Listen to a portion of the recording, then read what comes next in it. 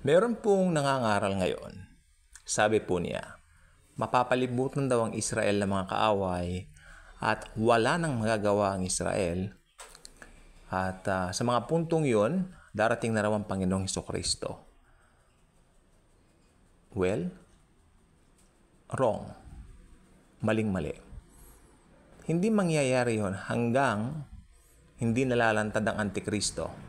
At malalantad lang ang Antikristo, Antichrist, kapag na-rapture na po ang church. Kaya sabi ko, Lord, nakakalungkot. Maraming mahilig mangaral, no? Ng word mo ako, pero out of context. Mangyayari po yung mapapalibutan ng kaawayang Israel. Ito po uulitin ko po muli. Hindi po ako magsasawang ulit-ulitin hanggang makuha niyo po yung katotohanan, no? Kapag dumating na po yung event na ang Israel ay mapapalibutan ng kanyang mga kaaway at wala na magawa at magse-second coming na si Jesus, yun po ay sa panahon po ng Great Tribulation. Hindi pwedeng maging Great Tribulation ngayon. Anong gusto nilang palabasin? Great Tribulation na po ngayon. Ang pinakapalatandaan po niyan, unang-una po ay ang rapture. The rapture of the church. And anong good news? Nandito pa po tayo. So, yung nangyayari ngayon po sa Israel na yan, ayan na naman po sila. Banat na naman po sila ng pangangaral. Natatandaan ko po dati noong 2003, may gera na naman sa Israel and all that. May nangangaral na naman ng ganyan. Sabi ko, alam nyo, walang katapusan yan. Kasi ang Israel, hanggang hindi dumarating ang Panginoong Hesukristo, walang katahimikan talaga yung bansang yan. Kung titignan po talaga natin, maya-maya may mga umaatak sa kanila. Nasa Bible yan. Kaya yung mga nangangaral na yan na naman, end times na naman. Nung COVID nga raw, end times na eh. Yung pag-i-inject nga raw nung COVID eh, ayun daw yung mark of the beast. I mean, hello? Bago po tayo mangaral, we should know the context. Context is king. Ano? If you know the context, well, alam mo ang sinasabi mo.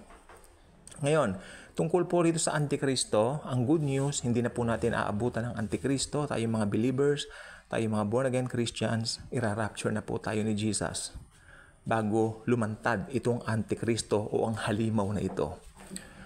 Okay, may mga Bibles po ba kayo? Isang talata lang ibibigay ko, no? Isang talata lang po. Sapat na po yan para ating mapagtanto. Okay.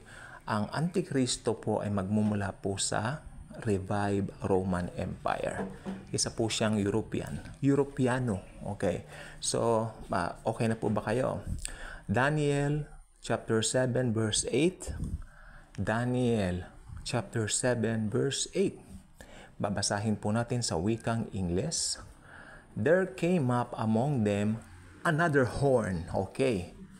There came up among them. Ibig sabihin, anong tawag dito? No, not Middle East. Hindi po siya Middle Eastern. There came up among them. Europeano. From Europe. There came up among them. Ibig sabihin, from Europe. Another horn. A little one. O, maliit lang eh. Maliit lang. And, behold,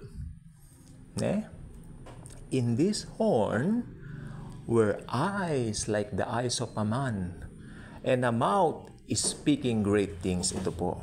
Ito pong taong ito ay punong-puno po ng karisma. Mapapasunod niya ang mundo sapagkat he's speaking great things. Ayan, nasa Bible po yan.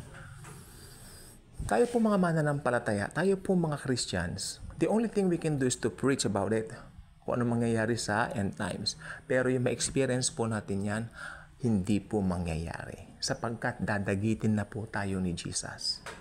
Isasama na po niya tayo to be with Him forever and ever. Ang mga maiiwan po dito ay yung mga daranas ng Great Tribulation. Ang Great Tribulation po talagang ginawa yan para sa Israel.